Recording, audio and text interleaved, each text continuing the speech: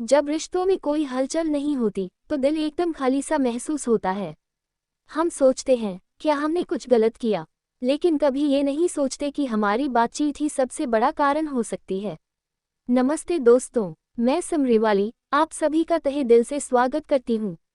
आज हम सीखेंगे लेखक J.H. हूड की किताब how to book of interpersonal communication improve your relationships से, जिसमें लेखक ने बताया है कि इंसान चाहे ऑफिस में हो, शादी में हो या व्हाट्सएप ग्रुप में, अगर उसकी बातचीत गड़बड़ है तो सारा सिस्टम बिगड़ जाता है।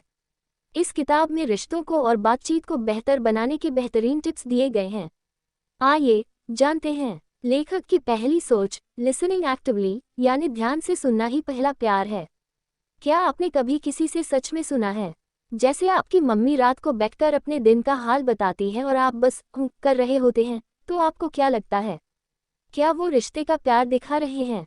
नहीं, बिल्कुल नहीं। लेखक कहते हैं जब हम ध्यान से सुनते हैं तो सामने वाले को यह महसूस होता है कि उसे समझा जा रहा है।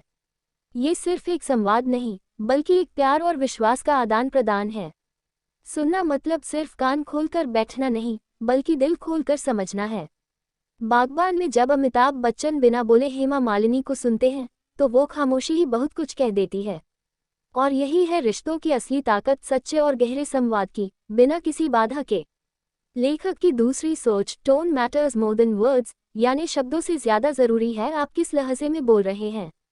कभी आपने बॉस से पूछा है आज छुट्टी ले रहा हूँ, लेकिन अगर यही बात आप रणवीर सिंह की एनर्जी में बोलते हैं तो क्या होगा? क्या वह छुट्टी मिल जाएगी? लेखक कहते हैं आपका लहजा सबसे ज्यादा असर करता है।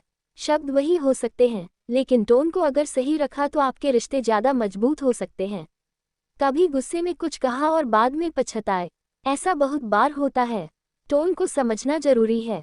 चक दे इंडिया में शाहरुख का शांत अंदाज दिखाता है कि टोन से टीम का मनोबल कैसे बढ़ाया जा सकता है। लेखक की तीसरी सोच, बॉडी स्पीक्स लाउडर, यानी शरीर वो बोल देता है जो जुबान छुपा देती है। क्या आपने कभी कहा मुझे कोई फर्क नहीं पड़ता, जबकि आपकी आंखों में साफ दिख रहा था कि आपको फर्क पड़ा है? लेखक कहते हैं अगर आपकी बॉडी लैंग्वेज और शब्द एक दूसरे से मेल नहीं खाते तो सामने वाले को दुविधा होती है। बॉडी लैंग्वेज सीधे दिल की बात कह देती है। जब शब्द और शरीर एक ही बात कहते हैं तो रिश्ते में विश्वास और समझ बढ़ती है। 3 इडियट्स में जब आमिर का ऑल इज वेल सिर्फ शब्द नहीं, एक पूरा विश्वास था, उस वक्त आप भी अपने डर को भूल जाते हैं। लेखक की चौथी सोच, मैनेज कॉन्फ्लिक्ट कंस्ट्रक्टिवली, यानी झगड़े को समझदारी से सुलझाना जरूरी है। जब आप और आपका दोस्त लड़ते हैं और फिर बिना बात किए ही आप दोनों दिन काटते हैं, क्या ये सही तरीका है? लेखक कहते हैं झगड़ा होना कोई बुरी बात नहीं है, लेकिन उसे बिना तनाव और गुस्से के सुलझाना सबसे बड़ी समझदारी है। अगर आप गलतफहमी या गुस्से में आकर बात नहीं करेंगे तो रिश्ते बिगड़ सकते हैं। कभी अलविदा न कहना में अगर सबने समय रहते अपनी बात की होती तो रिश्तों में ये दूरी नहीं होती।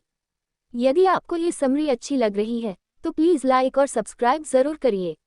अब आप बताएं, क्या आपने कभी किसी रिश्ते को सिर्फ एक सच्ची बातचीत से बचा लिया है? कमेंट में बताएं क्या कहा था आपने उस समय। लेखक की पांचवी सोच, स्टॉप माइंड रीडिंग, यानी बिना सोचे समझे किसी के मन को पढ़ने की कोशिश न करें। कभी ऐसा हुआ है कि आपके दोस्त ने कॉल नहीं उठाया और आपने सोच लिया कि वो आपको इग्नोर कर रहा है? लेखक कहते हैं अगर आपको किसी से कुछ कहना है तो सीधा पूछिए। किसी की मनोदशा को बिना पूछे समझने की कोशिश करना आपको केवल गलतफहमियों में डाल सकता है।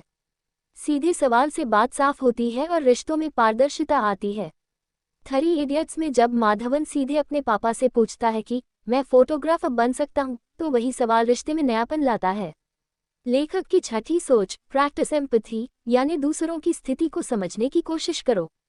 क्या कभी आपने किसी दोस्त को देखकर यह महसूस किया कि वह परेशान है और आपने उसे बिना कुछ कहे समझा?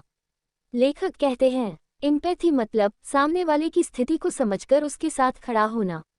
जब आप सामने वाले के दर्द को समझते हैं तो रिश्तों में एक गहरा जुड़ाव होता है।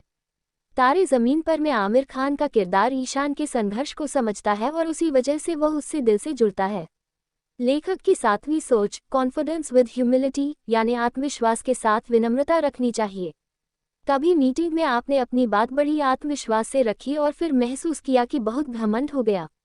लेखक कहते हैं आत्मविश्वास बहुत जरूरी है, लेकिन अगर उसे विनम्रता से जोड़ा जाए तो बात ही अलग हो जाती है। कभी घमंड न दिखाने से आप और सामने वाला दोनों ही सशक्त होते हैं। बागबान में अमिताभ बच्चन का आत्मविश्वास और विनम्रता दोनों ही उनके रिश्तों को मजबूत बनाते हैं। इस किताब में लेखक ने हमें दिखाया कि रिश्तों में संचार का सही तरीका कैसे हमें एक दूसरे के करीब ला सकता है। इन विचारों को अपनाकर हम अपनी बातचीत को और बेहतर बना सकते हैं।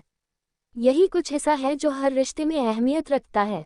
किताब का लिंक डिस्क्रिप्शन में है, पढ़िए ज़रूर, दिल से कह रहा हूँ।